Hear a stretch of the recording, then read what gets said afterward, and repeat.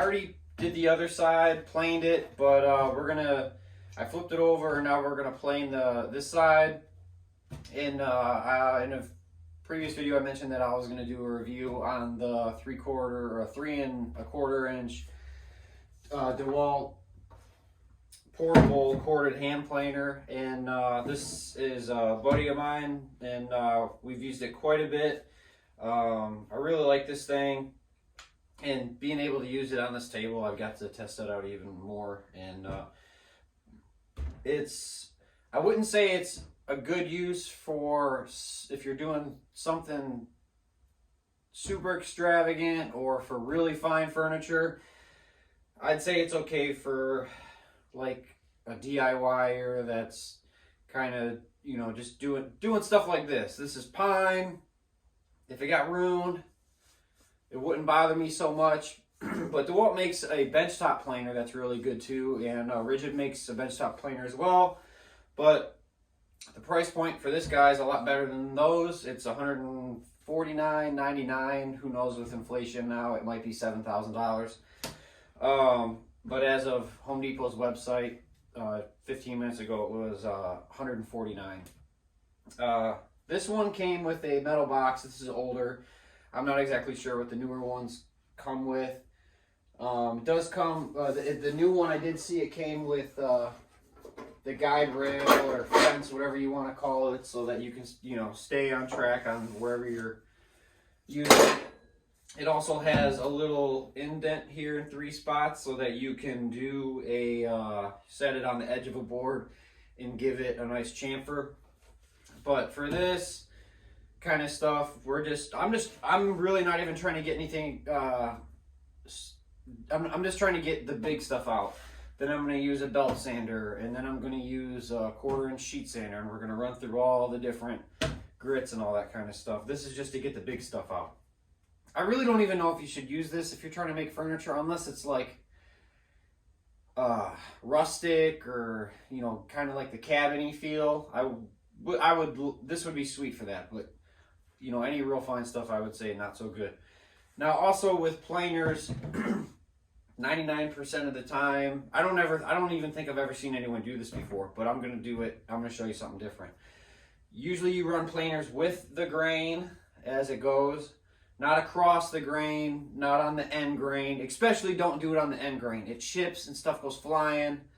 I actually had a piece shoot out of my benchtop rigid planer because I was doing a end grain cutting board, and I wasn't taking too much out, but end grain and the way the blades move, it's just not a good situation. And it shot out as I was pushing it or kind of guiding it in, and my hand hit the back wall that was behind everything, and it almost broke my hand.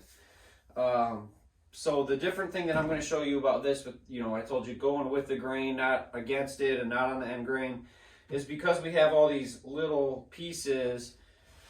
Most of my variance in the counter here is this way. It's not this way. So what I'm going to do with this, and it does work because I did it on the other side and test it out. We're actually going to go against the grain. Mind you, this is pine too. This is not a hardwood. So I would not do what I'm going to do right now on hardwood. Pine, fine. Maybe birch or poplar, but don't do this on hardwood. But we're going to go against the grain because, or across the grain, sorry. We're going to go across the grain because that's where most of the difference in material height is. Now, a reminder, make sure you're wearing hearing protection and eye protection. You can't see mine because it's this really sweet invisible stuff that you can only find on like super special websites. So, yeah, make sure you have hearing and eye protection while you do this.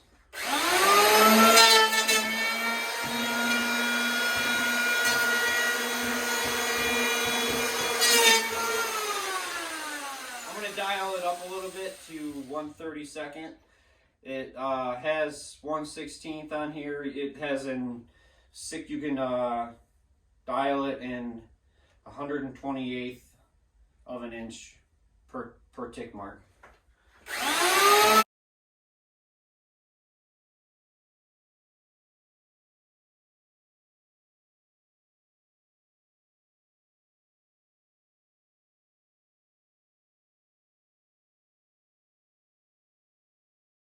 And when you're using this plane or any hand plane, you only have this amount of surface to work with. So when you get to the edge of the board on this side, the front's not going to be on. So you got to make sure that you're leaning more on the back and not pushing it down, because then the blades will eat into the board.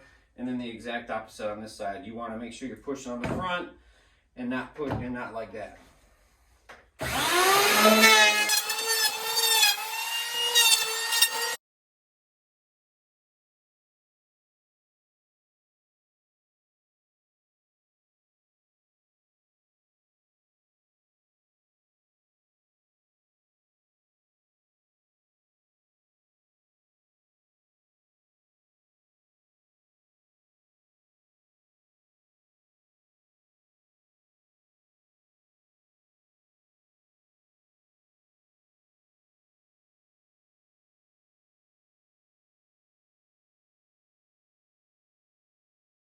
And another thing I forgot, this has a lock button here, so like, because I'm doing it for so long, I can just hold the trigger down, hit the lock button,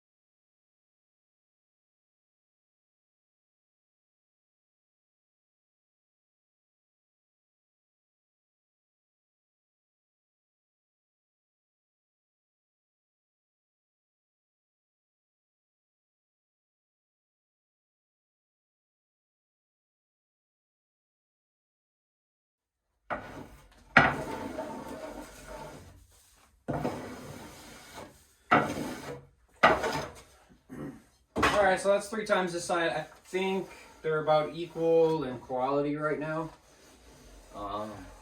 So I'm going to do this side 2 more times on 1/64 inch and see how that looks, and then go from there. I did this side twice. I'm going to do it a 3rd time, and then just go from there. I might flip it over, take a look at it, and see which side's better. And then you don't want to do too much on one side.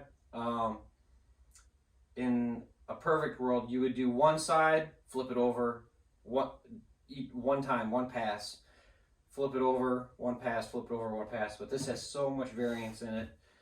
Doing each side 3 times is not a big deal.